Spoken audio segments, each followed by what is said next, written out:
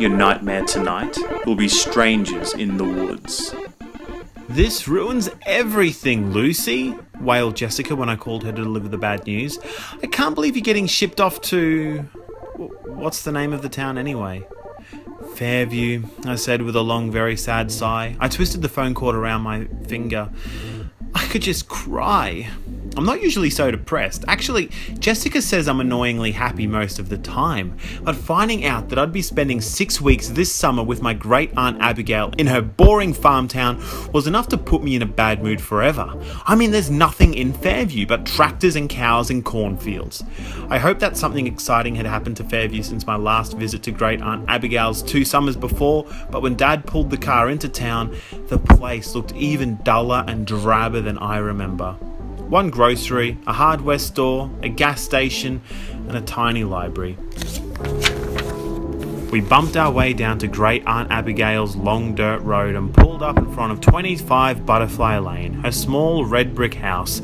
I climbed out of the car and looked around. Fields and forests, as far as I could see. Great Aunt Abigail came running out, dressed in her usual flowered house dress and sneakers. She looked a little bit different than I remembered, a little older, a little more wrinkled, a little bit skinnier. We all greeted one another, then Mum and Dad followed Great Aunt Abigail into the house to have tea. I started to let my dog Muttster out of the car so that he could explore the yard, but the big brown mutt pulled back, his tail between his legs. "Muttster, what's your problem?" I asked. He acted like a big scaredy cat, whimpering and huddling in the back seat. When I finally coaxed him out with a doggy pretzel, he started barking really loudly and running around the house in circles. The thing you have to know about Muttster is that he never barks. He's really well behaved. That's why he's being allowed to stay in Fairview with me while Mum and Dad went off on their big trip to Asia. I should have known that something was terribly wrong as soon as Muttster started barking, but I didn't guess. I just figured the big dog was excited. Then, when Great Aunt Abigail came outside to see what all the fuss was about, Muttster went crazy, growling and snapping like a mean old junkyard hound. "Oh dear, Lucy," she said nervously. "Why is he doing that? Maybe you should put him in the yard." I didn't want to tie him up, but Muttster was going ballistic, so I tied him to a huge oak tree and ran back to the porch to say goodbye to my parents. "Honey, I'll miss you," Mum said. "You won't be able to call us because we'll be moving around so much, but we'll call you when we can and send lots of postcards." After a lot of hugs and kisses, my parents were off on their trip. I waved sadly until their car disappeared down the long driveway. What a boring summer this was going to be, I thought glumly. I had no idea how wrong I was. Great Aunt Abigail did her best to cheer me up. "I have a surprise for you, dear," she said. "Your favourite cookies." Cookies? I'd almost forgotten that Great Aunt Abigail made the best peanut butter fudges in the world. I took a cookie off the tray she offered, still warm and soft from the oven. I bit into it eagerly. It was chewy and fudgy and peanut buttery, but something was wrong. Something didn't taste too right. Was it too salty? Were the ingredients different?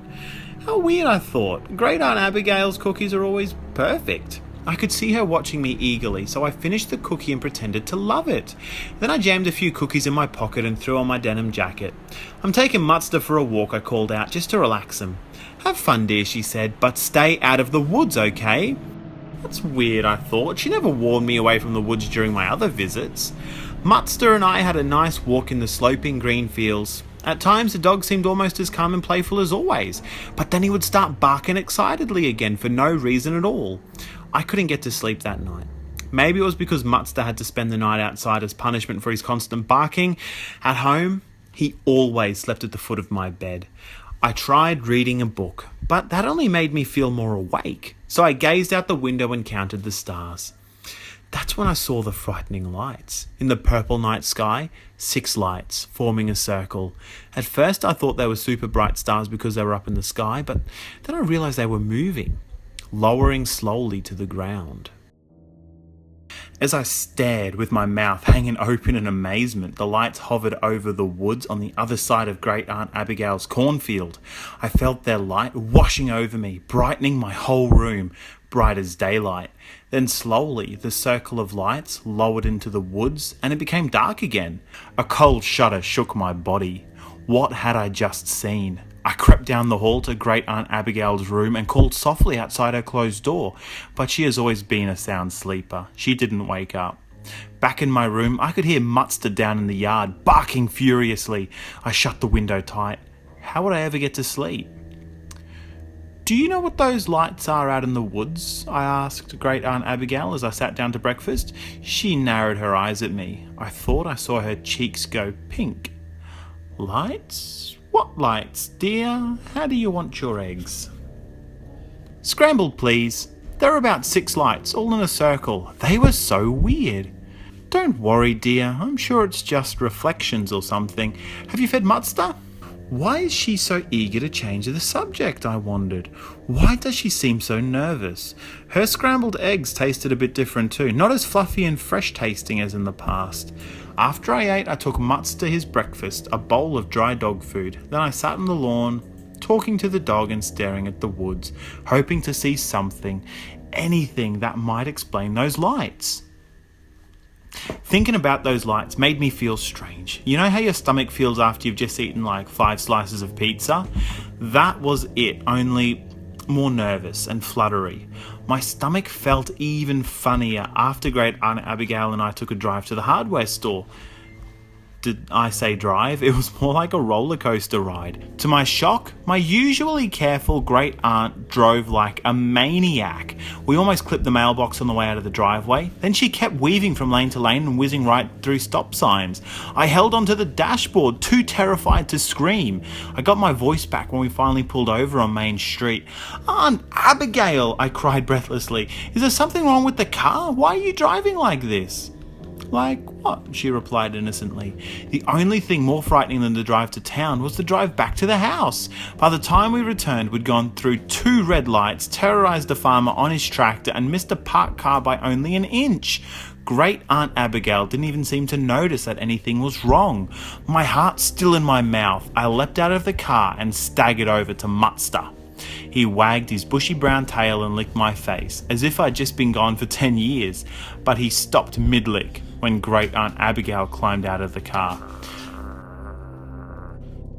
He growled ferociously, straining at his leash.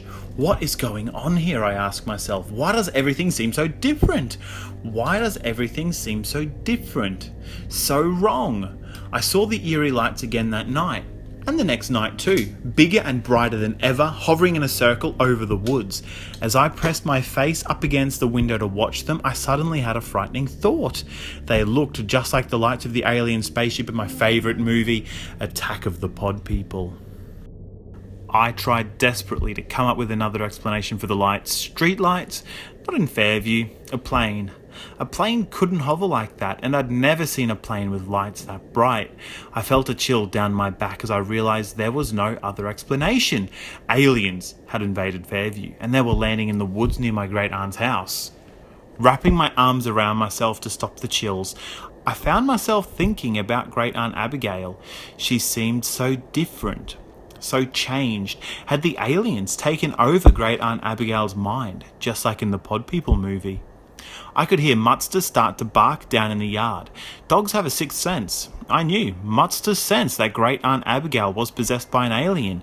That's why he had been barking and growling at her. Suddenly, gripped with fear, I turned away from the window.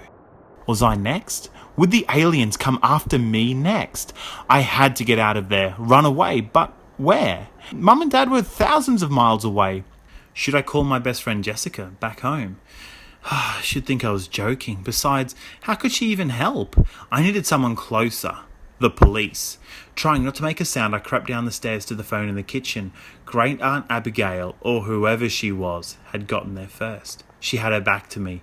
She couldn't see me, but I could hear her. "Don't worry. My niece doesn't know. Yes, I told her to stay away from the woods. She won't know anything until it's all over tomorrow night." My palms started sweating, and I got that itchy feeling under my arms I always get when I'm really nervous. All over. Until what was all over? The alien invasion? Until Mutster and I had been taken off to some weird planet where they'd put us in cages? I had to get back to my room, and fast. I turned back to the stairs, but the floorboards creaked loudly beneath me. Great Aunt Abigail whirled around to face me. I gasped, and my mouth dropped open in horror. My great aunt's face was glowing green. Lucy, what are you doing? Great Aunt Abigail demanded. She took a few steps forward. I suddenly realised I was terrified of her. I was just going back to bed, I stammered, backing away. I hurried up the stairs, my entire body trembling. I closed the door tightly and I waited to hear Great Aunt Abigail pad up the stairs and into her room. I knew I couldn't spend another minute in the house. I couldn't stay there with an alien from out of space. Frantically, I pulled on my jeans and a sweatshirt. I had to get to the police. I had to tell them about the aliens, but would they believe me? They will, if I go to the woods and see the aliens first, I decided. I know, I wasn't thinking clearly, but I was having a major panic attack and it seemed like the best idea at the time.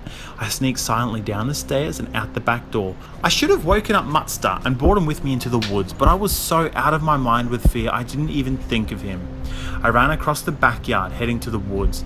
Nothing but darkness ahead, no lights hovering in the sky.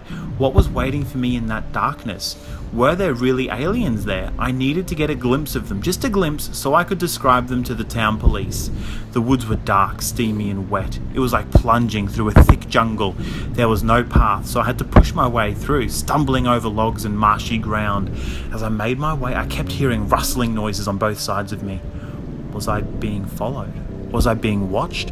As I stopped to catch my breath, a light appeared up ahead. Swallowing hard, I moved towards it. The trees thinned out and I found myself in a large clearing. What were those sounds? Voices? Human voices? Or alien voices?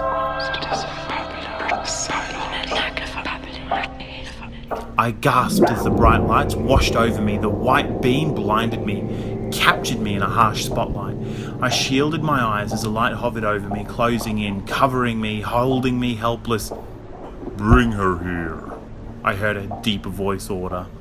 I felt hands tugging me. I tried to pull away, but my captor was too strong. "You can't take over my brain," I shrieked. "I won't let you." "Cut the lights," another voice ordered. The harsh lights dimmed to black. I could see smaller lights all around. As my eyes adjusted to the darkness, I saw a man walk up toward me. He wore a baseball cap and a long-sleeve polo shirt over his jeans. "Young lady, I don't know what you're screaming about," he said. "But you can't just wander onto a film set. You just ruined a shot that took 3 hours to set up." "Film set?" I opened my mouth to reply, but no sounds came out. "We ask the people in town to stay out of the woods," the man said sternly.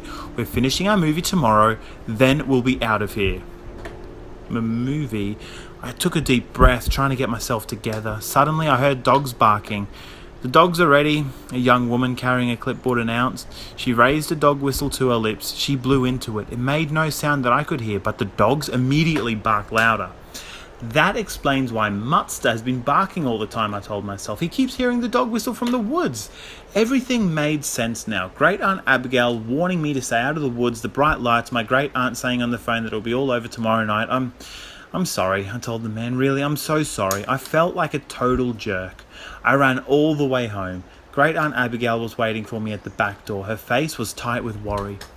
"Lucy, where did you go? Where have you been? I was about to call the police." I told her how sorry I was, and then the words just burst out of me.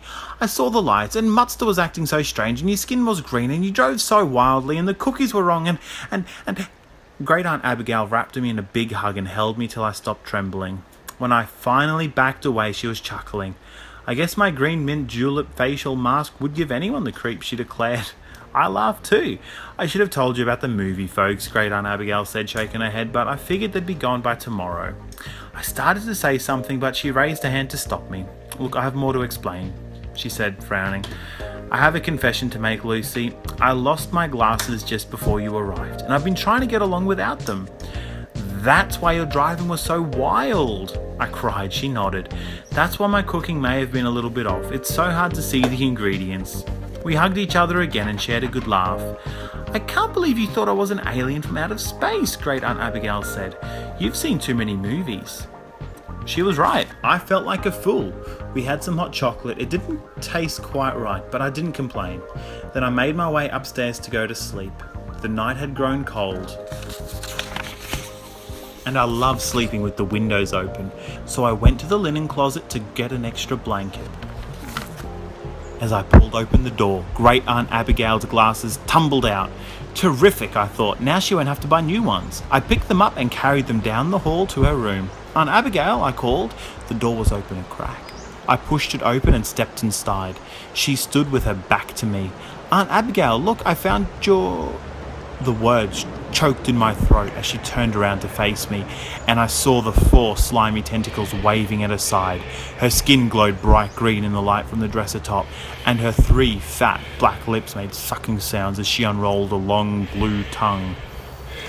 "You found my glasses," she croaked, reaching all 4 tentacles out towards me. "Thanks, Lucy."